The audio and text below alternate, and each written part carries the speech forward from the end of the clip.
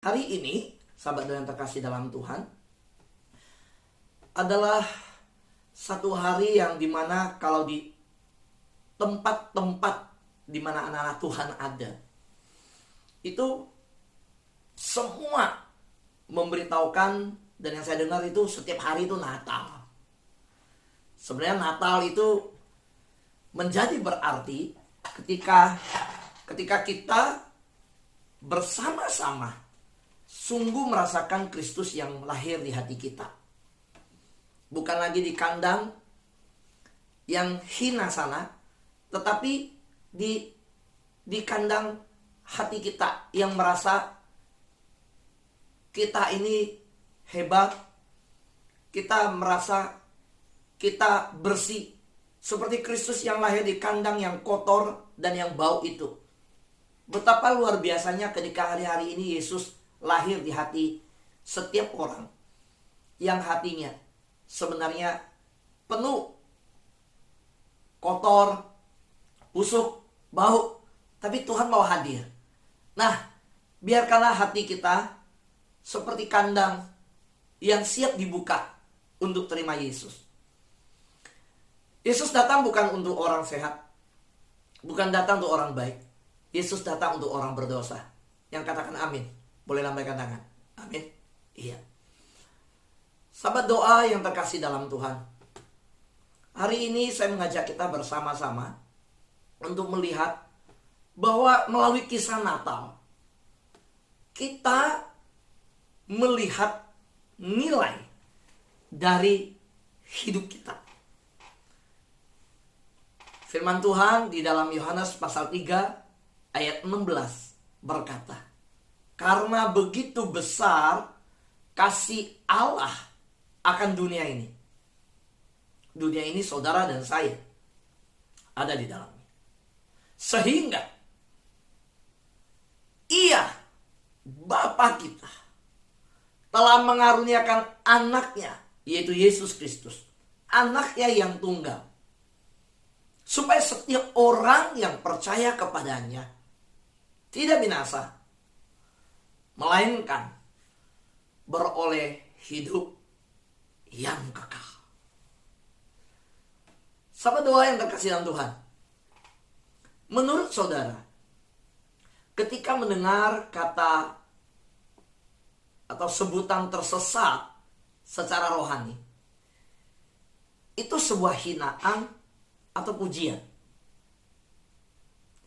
Kita sering mendengar kata tersesat, tersesat, tersesat. Di dalam kekristenan kita tahu ada domba yang tersesat, ada anak yang terhilang. Sebenarnya itu bicara tentang dimensi rohani. Ketika mendengar kata itu, kita merasakan mungkin ada banyak orang juga timbul perasaan, wah, ini pemberontak, mengambil jalan sendiri, mengambil arah hidupnya sendiri, tidak mau taat, makanya tersesat. Rata-rata akan mengungkapkan seperti itu. Tidak jarang sikap dari ahli Taurat dan Farisi ketika melihat orang-orang yang tidak bersekutu dengan Allah, mereka menudingkan jari dan menghakimi.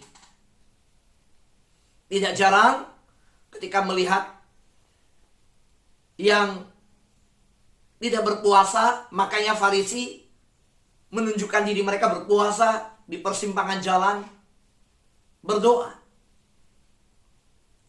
Sayangnya, mereka tidak pernah mau menjangkau orang tersebut. Mereka hanya menudingkan jari dan menghakimi, bukan menjangkau. Saudara, kekristenan mengajarkan, ketika melihat yang tersesat, bukan menjauhkan mereka. Penghakiman akan membuat mereka jauh. Penjangkauan, mengasihi mereka akan membuat mereka dekat. Siapa yang berkata kekristenan itu adalah penjangkauan, adalah mengasihi, membuat yang jauh semakin dekat? Boleh acungkan jempolnya. Amin. Saya ulangi. Siapa di tempat ini yang berkata, kekristenan bukanlah penghakiman kepada orang berdosa? Ketika Yesus datang, mengajarkan kita, kekristenan membuat yang jauh semakin dekat, menjangkau yang terhilang, dan membuat mereka ditemukan kembali ke kasih Bapa. Siapa yang berkata demikian? Boleh acungkan jempolnya? Ya. Saudara, ini iman saudara, iman saya. Jangan keliru. Pegang prinsip ini. Sahabatku yang terkasih dalam Tuhan, pada saat berbicara tentang orang-orang tersesat, di dalam Alkitab kita menemukan bahwa kisah orang-orang yang tersesat justru layak ditemukan. Firman Tuhan berkata, bukan Yesus datang bukan orang sehat. Yesus bukan datang kepada orang yang menyodorkan diri karena menganggap aku layak ditemui. Tetapi justru orang-orang berkata, aku gak layak ditemui. Yesus gak layak datang ke rumahku, aku pemungut cukai. Aduh, Yesus gak usah datang ke rumahku, bicara aja. Pembantuku akan sembuh. Budakku, hambaku akan sembuh. Tetapi orang-orang yang berkata, aku gak layak, justru adalah orang-orang yang layak untuk dicari oleh Tuhan. Saudara, orang-orang yang merasa layak untuk ditemui Tuhan, untuk dicari oleh Tuhan, justru Tuhan datang bukan kepada mereka.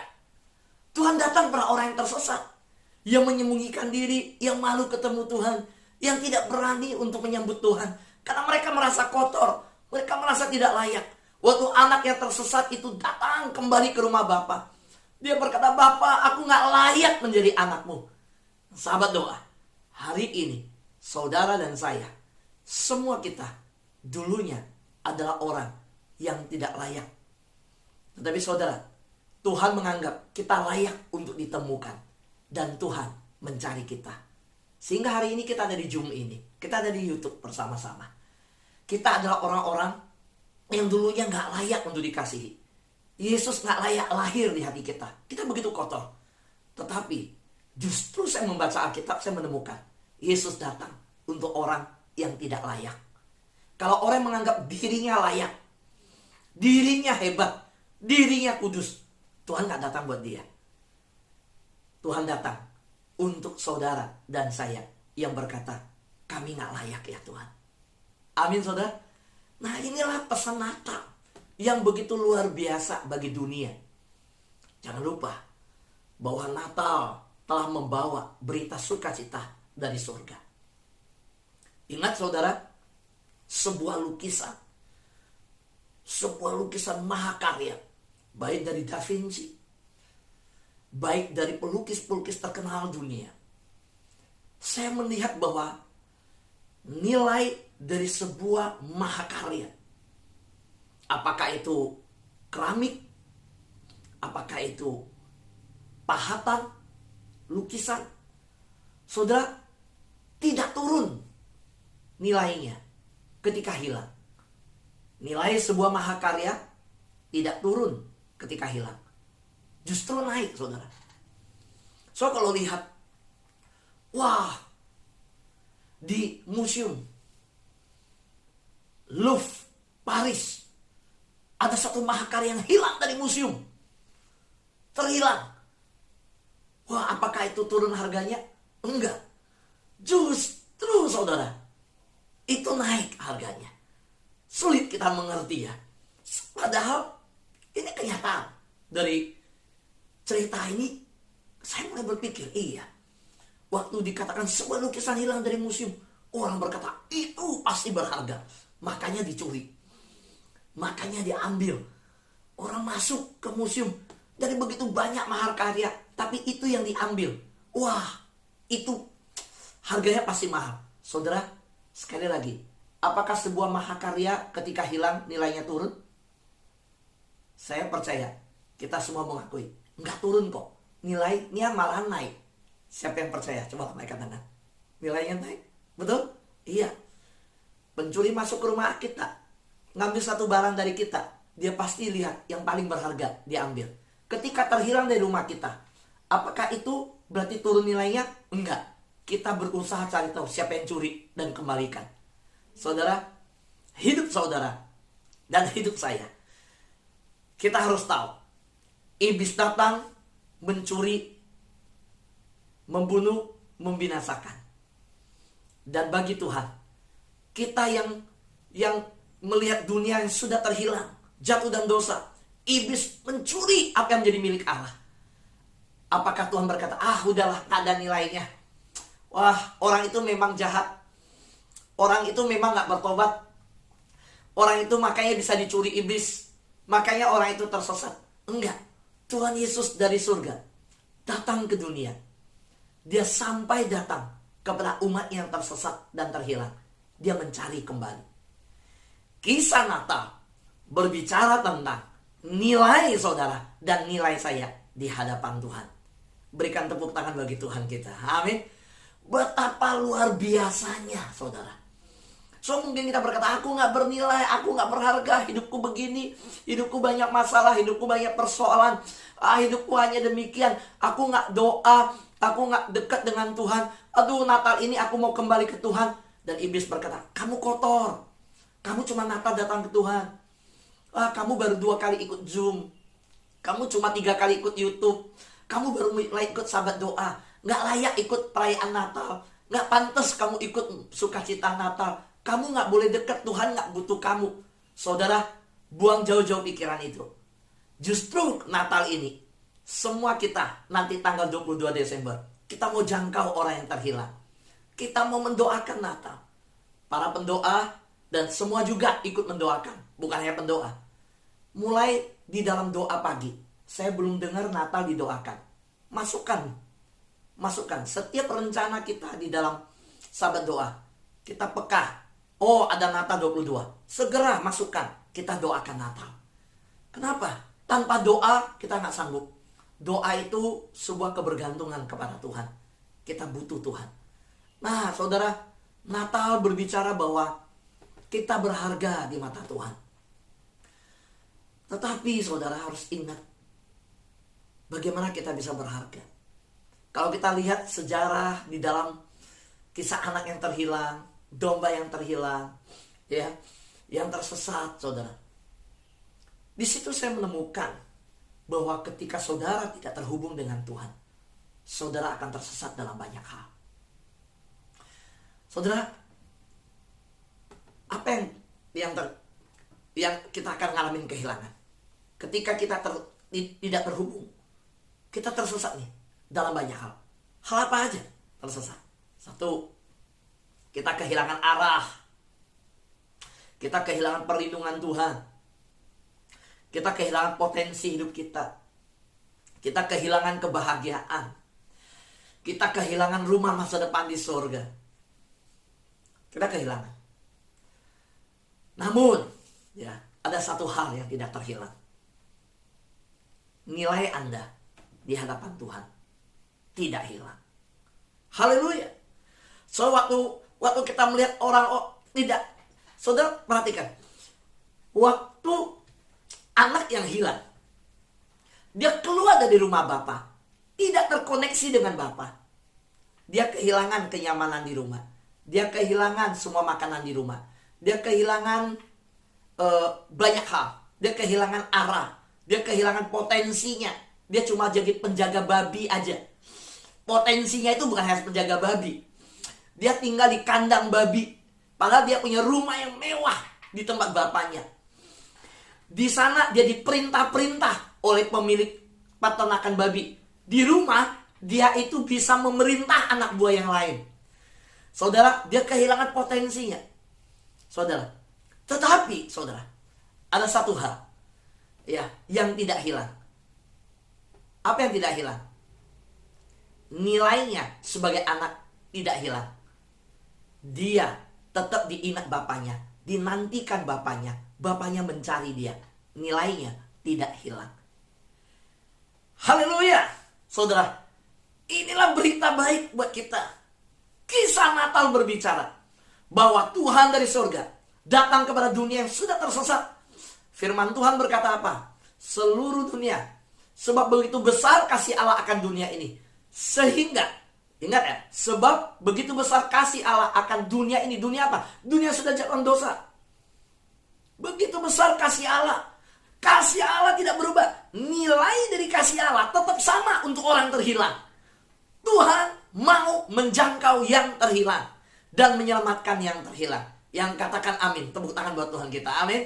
Ya, saudara tepuk tangan. Saudara segar, saudara. Kalau dengar khotbah, saudara, kalau respon kan tepuk tangan udah olahraga, saudara. Wah, tangan udah tepuk-tepuk olahraga kan. Saya pernah keliling, ya. Waktu keliling saya lihat pagi di taman ada sekelompok orang olahraga. Mungkin kita pernah lihat orang olahraga ini, olahraga itu. Tapi salah satu olahraga yang saya pernah lihat mereka begini. Ini, terus tadi tepuk ya. Nah, jadi coba berikan tepuk tangannya sekali lagi. Coba, haleluya. Ya, puji Tuhan. Olahraga, saudara. Orang bilang, kenapa sahabat doa sehat-sehat semua? Mana nggak sehat? Pagi-pagi sebelum mulai ketawa, nanya makannya apa, minumnya apa. Ya, istri ke salon. Orang sahabat doa pagi-pagi udah ke salon kan gitu kan. Ya, sehat, ketawa, tepuk tangan gitu kan. Saudaraku yang terkasih yang Tuhan, ingat bahwa ketika kita tersesat, ketika kehilangan arah, ya, kehilangan semuanya, yang luar biasa saya temukan. Saya melihat bahwa nilai itu tidak terhilang. Nilai hidup kita.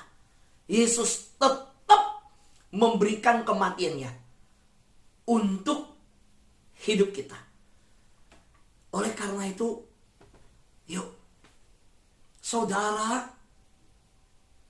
berharga, saudara. Kita sangat berharga. Mengapa tidak? Lihat apa yang terjadi di Natal pertama. Tuhan membayar harga. Saudara yang berdosa, Tuhan yang bayar harga. Saudara yang berhutang, Tuhan yang lunasin. Saudara hutang darah. Hutang, saudara berdosa.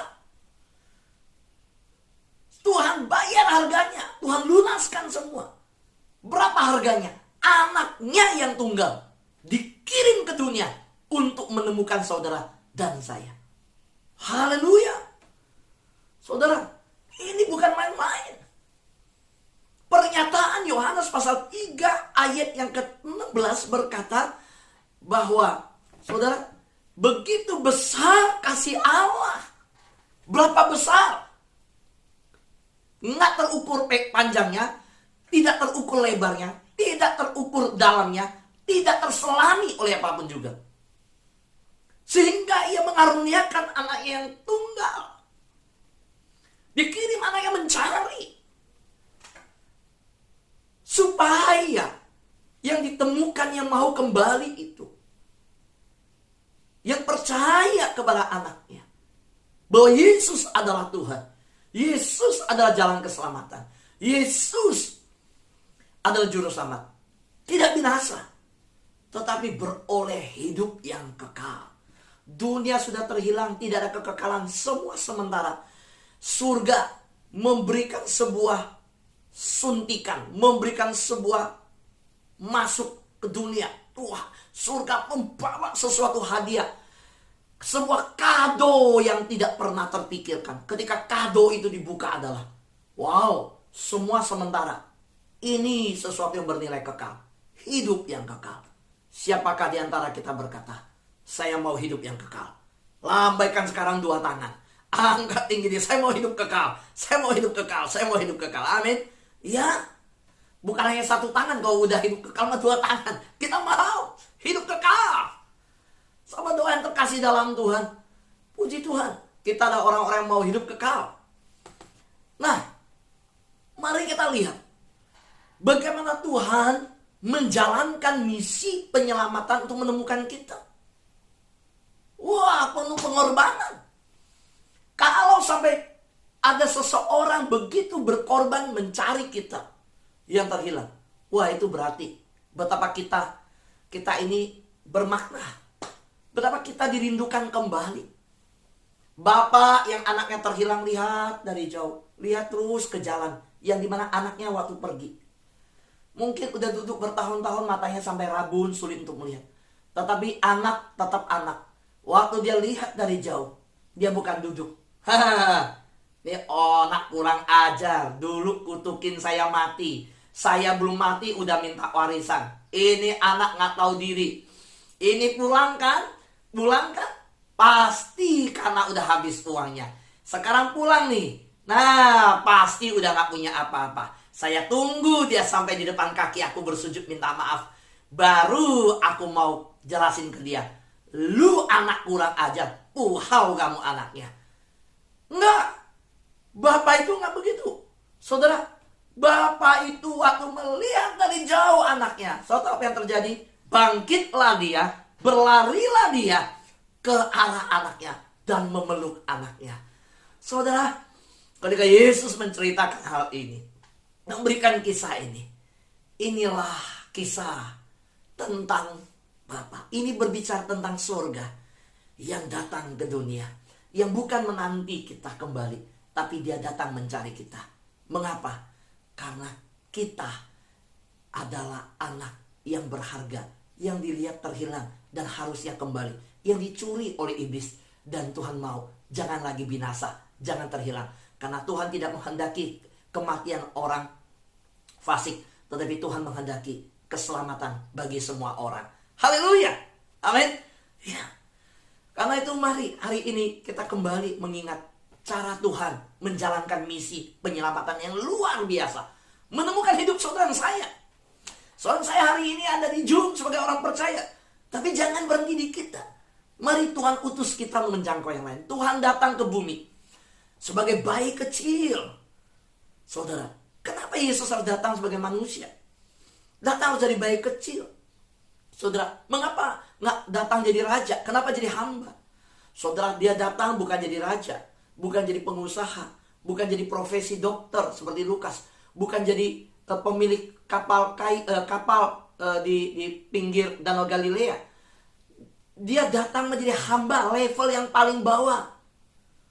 Saudara, Ibrani berkata, dia imam yang bukan tidak tahu pergumulan kita. Dia imam yang bisa merasakan semua persoalan kita. Dia udah melalui semua. Dia datang, saudara, ke bumi sebagai bayi kecil, sehingga suatu hari dia bisa mati di kayu salib untuk dosa kita. Saudara lihat, saudara dan saya sangat berharga bagi Tuhan.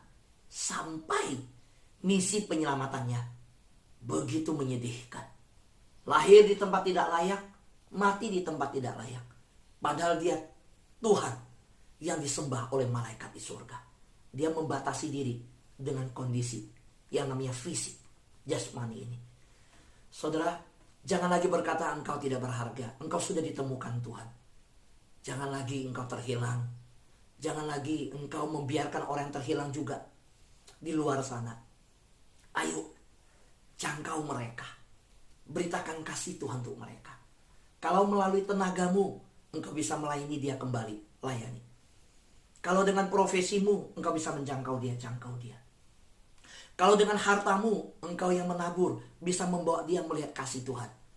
Taburkan itu. Satu jiwa, berapapun harganya, harus diselamatkan. Satu jiwa sangat berarti di hadapan Tuhan.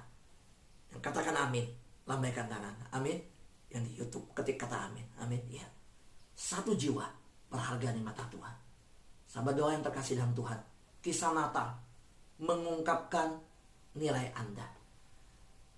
Saudara, setiap kali lihat Natal, waktu lihat pohon Natal, lihat background di Zoom, teman-teman kita yang duduk di Zoom ikut ada pohon Natal, ada kado Natal, ada nuansa Natal.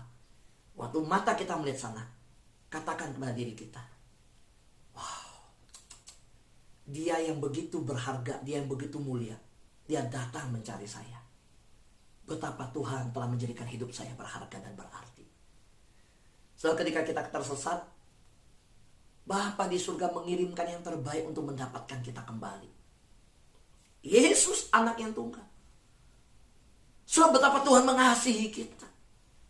Betapa Tuhan mengasihi engkau dan saya. Jadi hari ini saya mau berkata, jangan pernah lupa, saudara. Saudara penting bagi Tuhan. Tapi hari ini, ayo, saudara, setelah saudara ditemukan oleh Tuhan, waktu tersesat aja begitu penting bagi Tuhan. Sampai dia datang menjalankan misi dari surga, menemukan saudara dan saya. Apalagi sudah ditemukan. Wah, saudara. Saudara, bapak yang hilang waktu anaknya terhilang, itu pun menanti-nanti. Apalagi anaknya sudah kembali. Waduh, dipeluk, dicium, dijagain, begitu luar biasa. Jadi saudara, ayo, saudara punya potensi yang dari Tuhan. Saudara punya harga yang besar di hadapan Tuhan.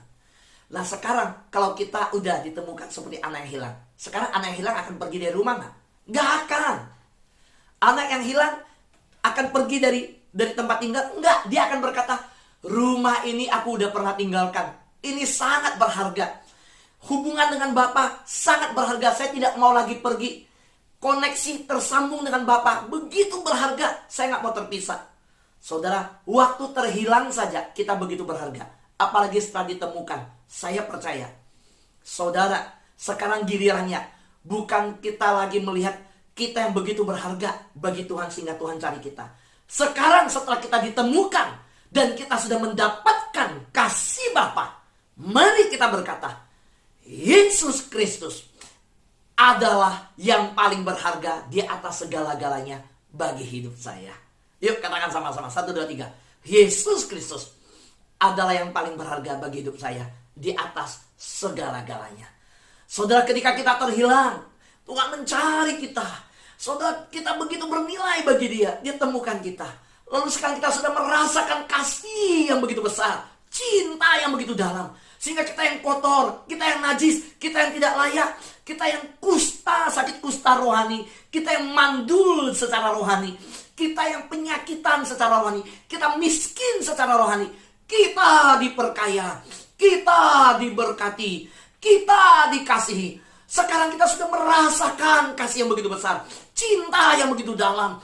Kita sudah merasakan pelukan yang begitu hangat. Kita merasakan tangan yang telah terlentang di kayu salib dan berkata, mari anakku kembali. Kita sudah merasakan pengampunan itu. Jangan pernah terpisah dari kasih Bapa. Tetaplah terkoneksi dengan Tuhan. Tetaplah hidup bergaul dengan Tuhan. Tetaplah tertanam di hadirat Tuhan. Dan kita berkata, sekarang bagi aku, Yesus Kristus adalah segala-galanya. Bernilai lebih dari semuanya. Tidak terhitung. Kalau dulu aku meninggalkan Yesus, aku anggap Yesus gak berharga. Dulu aku tersesat, aku anggap dunia segala-galanya. Aku sibuk cari dunia. Aku sibuk menikmati dunia. Aku anggap dunia terlalu nikmat. Sekarang setelah aku kembali kepada Bapa, hadirat Tuhanlah yang paling nikmat. Hadirat Tuhan paling bahagia. Tuhanlah yang paling berharga. Tuhan segala-galanya. Natal ini untuk hidup saudara. Dan Natal ini akan menjadi sangat berarti bagi saudara. Selamat melayani, selamat menjangkau jiwa, selamat menikmati hubungan dengan Bapa. Amin. Tuhan berkati kita semua.